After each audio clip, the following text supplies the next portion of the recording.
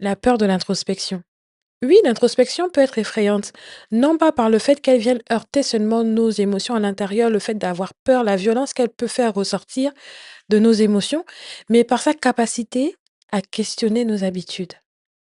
Nous avons tendance à préférer un chaos familier, un désordre qu'on connaît, à un changement qui nous oblige à grandir, qui nous oblige à aller à l'intérieur de nous, à faire un rapport de ce qu'on est, de ce qu'on ressent actuellement. Pourquoi? Parce que, en fait, ce chaos, nous le connaissons. Nous connaissons comment le gérer. Nous savons comment naviguer dans ce chaos, comment on se protège, comment on peut se renfermer, comment on peut se taire et comment on peut attaquer. Comment on peut être sur la défensive. Même lorsque ce chaos est relationnel, même lorsqu'il se manifeste par des relations qui sont bancales, déséquilibrées, douloureuses. Et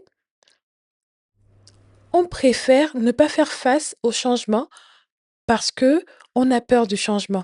Il y a des relations où on préfère rester dans le chaos, on préfère rester dans ce qui est déséquilibré, on préfère rester dans ce qui est douloureux parce qu'on a peur de vivre autre chose, parce qu'on se dit peut-être aussi qu'il n'existe pas autre chose. Alors, l'introspection a le pouvoir de faire tomber les masques. Non seulement les masques sur nos relations, mais aussi sur nous-mêmes, sur ce qu'on ressent à l'intérieur de nous.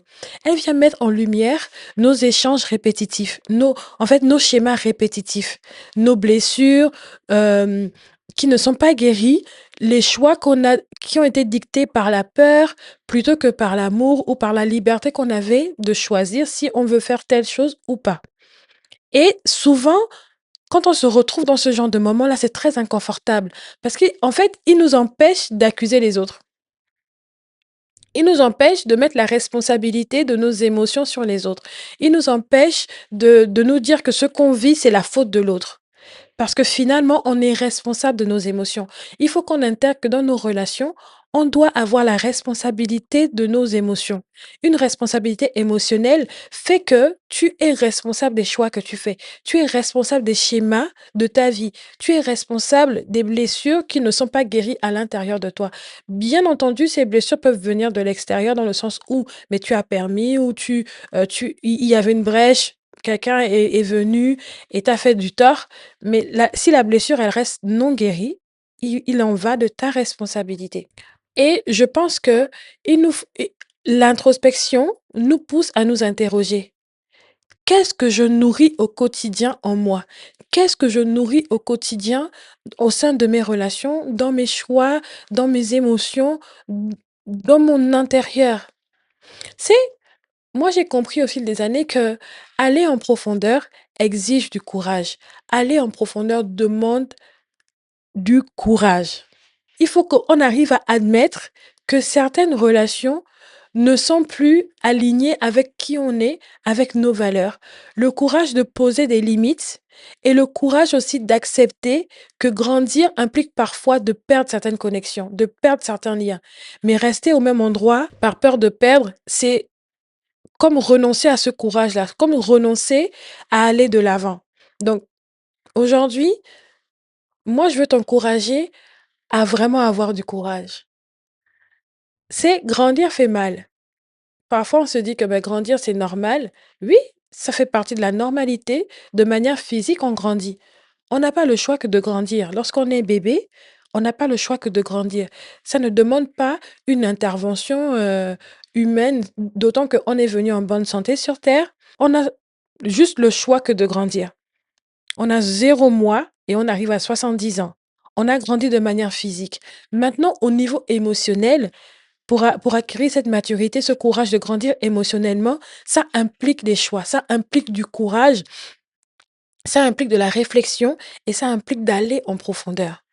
Il y a des gens qui peuvent rester, des gens qui peuvent rester, qui peuvent grandir de manière physique, mais rester avec une mentalité d'enfant. La Bible le dit, tant que je suis un enfant, je ne diffère pas d'un esclave.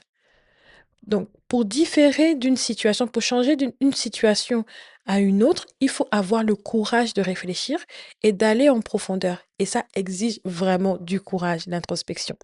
Le changement ouvre la porte aux vraies relations. Ce changement, bien qu'il soit assez lent, parce que moi je crois que rien ne se bâtit de manière profonde et solide dans la rapidité, dans ce qui est rapide, dans ce qui est facile, parce que ça demande beaucoup de sacrifices et parfois ça prend du temps. On veut voir un changement immédiat. Lorsqu'on est dans une relation avec une personne, OK, on a fait tomber les masques, on a fait une introspection profonde, on a vu qu'il y a des blessures qui ne sont pas guéries, on a vu qu'il y a des schémas répétitifs qui reviennent, on a déjà analysé et tout. Et on veut que le changement arrive très vite, rapide. C'est-à-dire aujourd'hui, j'ai vu ce changement, j'ai vu que plutôt j'ai identifié la cause, par exemple, de ma tristesse et je veux que la tristesse s'en aille très vite. Dès que je l'ai identifiée, à la seconde, elle doit disparaître. Mais c'est faux, ça se passe pas comme ça.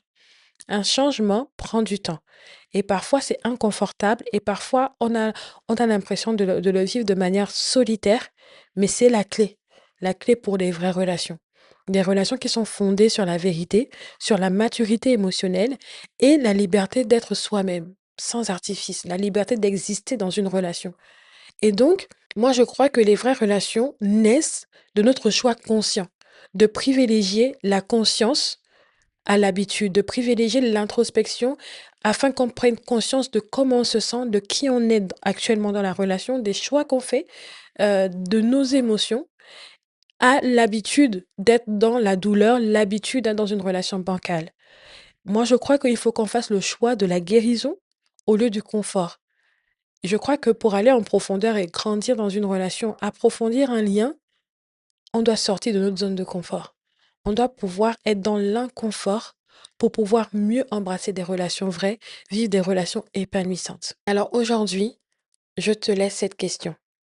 Qu'est-ce que tu entretiens par habitude?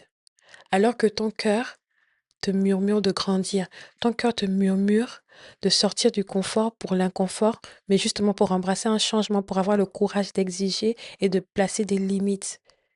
Prends le temps d'y réfléchir. Prends vraiment le temps d'y réfléchir. Prends le temps d'embrasser l'introspection et sois honnête avec toi-même. Et souviens-toi, plonger en profondeur, ce n'est pas se perdre en fait, ce n'est pas renoncer à qui tu es, c'est enfin se retrouver. Parce que là, tu vas aller faire face à tes ténèbres, à toi, pour apporter la lumière lorsque tu vas réfléchir. Et j'aime bien un verset pour terminer ce podcast qui dit, celui qui réfléchit sur les choses trouve. Alors, si tu as la sensation d'être perdu dans tes relations, la sensation d'être perdu dans tes émotions, réfléchis. Merci d'avoir écouté ce podcast jusqu'à la fin.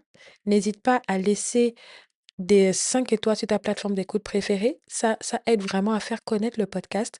Donc, j'ai besoin de toi, j'ai besoin de vous pour faire connaître davantage le podcast Avoir des relations. N'hésitez pas à laisser un commentaire et à partager. Et on se dit à très bientôt pour un nouvel épisode.